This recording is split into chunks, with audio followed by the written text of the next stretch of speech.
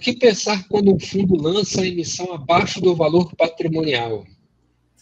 Aí aqui tem os vídeos que a gente fez de emissão, né? A gente fala um pouquinho sobre isso, mas vamos dar a versão resumida aí, China. É o seguinte, o valor patrimonial ele não é algo 100% confiável, né? Porque o valor patrimonial, normalmente, por exemplo, em fio de tijolo, ele é feito uma vez por ano. Né? Ele só sai em dezembro, é relativo a dezembro do ano anterior, né? Sai até abril. E aí ele já sai com uma defasagem grande, né? Então, aquele valor patrimonial, ele muda muito, principalmente com relação a diversos outros aspectos, como a macroeconomia. Então, se você tem uma queda de uma taxa de juros muito, muito grande, igual a gente teve, né, o valor patrimonial ele perde um pouco o sentido. Você pega um FII que ele é precificado como com fluxo de caixa descontado, né? E você tem várias premissas, né? Ele está com uma vacância muito grande e tal, vai ser difícil repor. Então, diversos fatores alteram a precificação do ativo e o valor patrimonial. Dito isso, né, que o valor patrimonial não é uma coisa precisa, né? Você fala assim, isso aqui vale tanto, e realmente vale. E a gente tem vários casos aí, o TBOF, por exemplo, né? Tem vários ativos aí que a gente viu que o valor patrimonial dizia uma coisa e foi completamente diferente, né? 10, 15, 20% de diferença, né, para mais ou para menos. Teve ativo que reprecificou, né, marcou o outro ativo lá quando ele perdeu uma ação, o ativo perdeu 95% do valor dele, com o que estava marcado com relação ao valor patrimonial, que foi o Panambi. Então, tem diversos casos na Bolsa que mostram que o valor patrimonial ele não é uma coisa muito exata. Dito isso tudo, digamos que o valor patrimonial fosse exatamente preciso. Né? Você emitir qualquer cota abaixo desse valor patrimonial, você estaria diluindo os cotistas. Né? Então, isso aí é ponto pacífico. Normalmente, o que as emissões fazem? Elas fazem uma emissão acima do valor patrimonial e abaixo do valor de mercado. Isso é o normal, né? E é o que tem, digamos assim, dado certo e que é o que o pessoal tenta fazer. Em alguns casos, né, de algumas emissões que a gente teve recentemente, o que aconteceu foi do fundo precisar fazer uma emissão por algum motivo, né? Pode acontecer isso, ele precisar fazer uma emissão, e aí o valor patrimonial dele está abaixo do valor de mercado. Né? O fundo está com desconto, né? O valor de mercado dele é R$80, mas o patrimônio dele vale 100. E o cara quer comprar, né? Ele esteve numa época muito boa de você comprar ativos agora em março. Aí ele fala, poxa, eu vou fazer uma emissão. Ele pode fazer uma emissão ali acima um pouquinho do valor, né? Entre 80 e 100, só que ele vai estar ainda bem abaixo do valor patrimonial, porque o valor patrimonial é 100, né? O valor de mercado é 80. O cara não vai comprar acima do valor de mercado, né? O que ele pode fazer é fazer uma emissão e aí um institucional muito grande que pode fechar com ele, não, eu compro até o valor de, por exemplo, estaria 80, ele compra até R$80,50, até 81. Então ele faz uma emissão, consegue emitir pelo menos o mínimo e consegue emitir um pouquinho acima do valor de mercado e mesmo assim abaixo do valor patrimonial. E tem fundos que podem precisar disso, né? Principalmente para pagar contas. O cara está com a vacância total, né? E eu não tenho dinheiro mais, né? Não tem dinheiro em caixa. Eu tenho que fazer uma emissão. Se eu tenho uma vacância total, aquele prédio ali, que ele foi precificado no VP alto lá em dezembro, né? Agora o valor de mercado ele já jogou lá para baixo, porque ele está sem rendimento. E eu preciso emitir porque eu tenho que pagar as contas. Então eu vou emitir abaixo do valor patrimonial. Então tem diversas situações em que a única saída do gestor é fazer uma emissão abaixo do valor patrimonial. Né? E existem outros casos que a emissão abaixo do valor patrimonial é feita para o fundo crescer, porque existe uma oportunidade de mercado.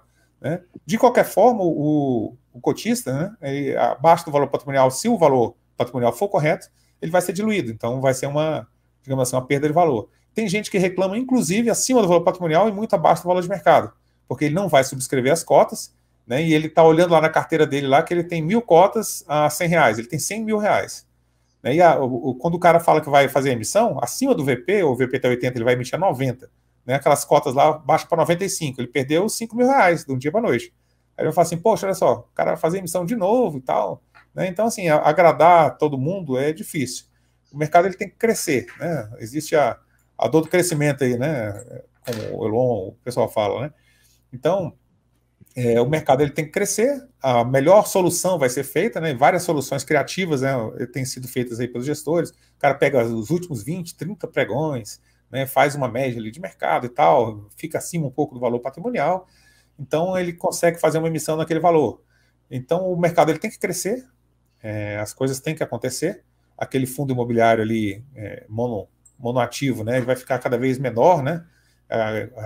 Na nossa entrevista com o Baroni lá no Suno 30, a gente conversou um pouco sobre isso. Os fundos que não fazem emissão, ao longo do tempo, eles vão ficar menores. E o mercado ele tem que crescer, o mercado ele vai crescer, ele tende a ficar muito maior. Somos poucos investidores ainda, o mercado ainda é muito pequeno, então a gente precisa dar... A gente está no meio da história, a gente está no meio do mar, né? E as coisas estão acontecendo. Então tem coisas que a gente vai gostar, tem coisas que a gente não vai gostar, mas as coisas vão continuar acontecendo. Então, assim, se você não gosta dessa questão de muitas emissões, né? O ideal seria que você escolhesse as gestoras que fazem a emissão mais próxima daquilo que você acredita, né, estudando bastante, e fazer os aportes mais nesse tipo de ativo, né, e não naqueles outros que fazem muitas emissões e que às vezes fica abaixo do valor patrimonial. Então, tudo isso é uma escolha também por parte do investidor. Você só precisa investir naquilo que você gosta e que você acredita. E entender que cada emissão é uma emissão, e você tem que entender se é boa para você. Então, avalia se vale a pena, por exemplo, vai haver uma emissão e você não quer aumentar a sua posição naquele fundo, para que você vai participar simplesmente porque você vai ser diluído, né? A sua posição ela é insignificante, a menos que você seja aí um cara que tem igual 10% do fundo aí e está causando esse problema todo. Né? A sua participação no fundo, se ela for muito significante, e a gente no vídeo lá fala bem sobre isso, né? Ela ainda assim ela não justificaria você, enfim, cada um tem a sua estratégia, saber se vale a pena para você. Eu vou aumentar a minha posição nesse fundo, não porque eu vou ser diluído, mas porque o fundo é bom e eu acredito na estratégia, isso é uma coisa. Agora, simplesmente para você manter a proporção matemática, talvez essa manutenção da proporção matemática está te forçando a aumentar o risco da sua carteira sem que você perceba, né? Porque cada vez que, se é ruim para você, cada vez que ele emite, você perde, você tem que toda hora estar aumentando a sua posição, aquele fundo ele está em descompasso com o seu objetivo. É como o Schneider falou, talvez você tenha que procurar um fundo que é mais estável, e aí você vai ficar mais confortável no investimento, né? Ou equilibrar sua carteira de forma global, entendendo o seguinte, que a tendência é que no longo prazo, todos esses fundos aqui emitam, e eu tenho que estar preparado em equilibrar esse risco de emissão também na minha carteira, participando sempre dessas emissões. Então, é uma estratégia que você vai fazer, porque ela vai te dar ali o que você espera, tá? Então, cada emissão é uma emissão, cada emissão tem uma particularidade, cada emissão tem um estudo de viabilidade, cada emissão é um risco adicional que é colocado. Você vê que tem tantas coisas para você analisar numa emissão, que a última coisa que você vai olhar é o risco de diluição que você está colocando, tá? Então, você pode ter uma emissão no valor patrimonial maravilhosa para você, só que o fundo leva 1 ano para fazer a alocação. E aí? Né? Então, estuda a emissão como um todo, não só se está acima ou abaixo do valor patrimonial, porque isso é um dos fatores a se olhar. Tá? E fica a sugestão de dar uma olhadinha no nosso vídeo, né? Que na verdade são 3 vídeos falando sobre emissão, não são 3 ou são 2, né?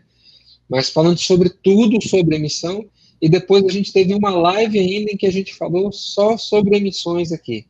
Então, dá para tirar aí bastante dúvida a respeito desse assunto aí para você, beleza?